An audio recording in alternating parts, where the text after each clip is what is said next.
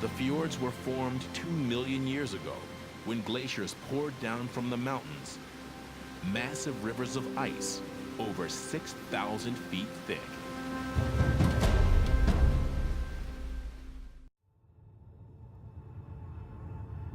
The rugged coastline of Fiordland National Park was carved by ice.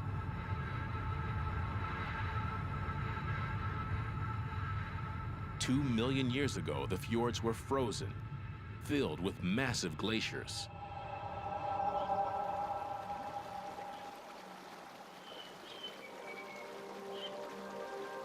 Today, the glaciers have retreated, but their footprints remain.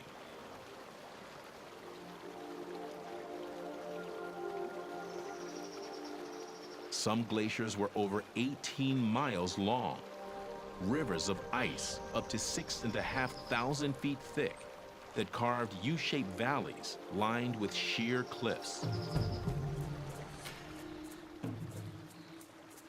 When the sea levels rose, the valleys were flooded. Milford Sound is geologically not a sound at all. Early Europeans exploring the dramatic coastline thought the flooded valley was formed by a river, not a glacier, which is why they named it Milford Sound and not Milford Fjord.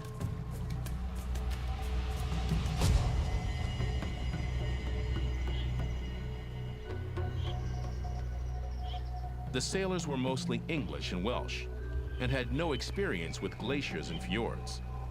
But the mistake was finally rectified when the region was renamed Fiordland to recognize the true origins of the rugged landscape.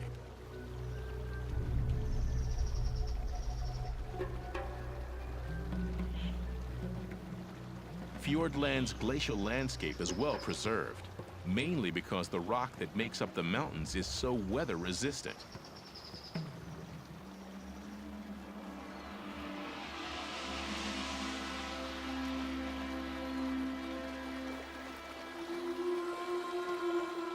Beneath the covering of lush forest, much of Fiordland's geology consists of hard, igneous rocks, like granite, and metamorphic rocks, like schist. In the past 2 million years, a succession of 12 ice ages has worn away the softer sediments. The steep cliffs lining the fjords still bear the scars of the ancient glaciers. But the ice itself does not cut the rock. Frozen into the sides of the glacier, stones and boulders act as the grinding surface. Pressed into the valley walls by the weight of ice, they scoured the rock as the glacier slid steadily down the mountainside.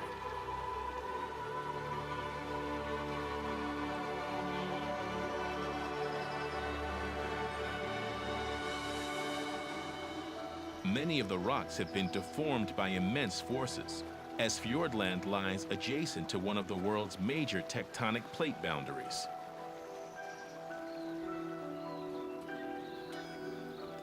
Over the last 500 million years, Fiordland has been subjected to almost every known geological process. The land has been faulted and folded, compressed and uplifted.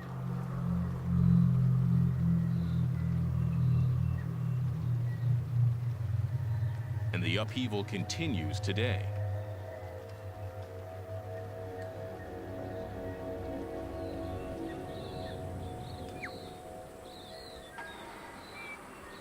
The mile-high mountains lining the fjords are being pushed upwards as much as half an inch a year.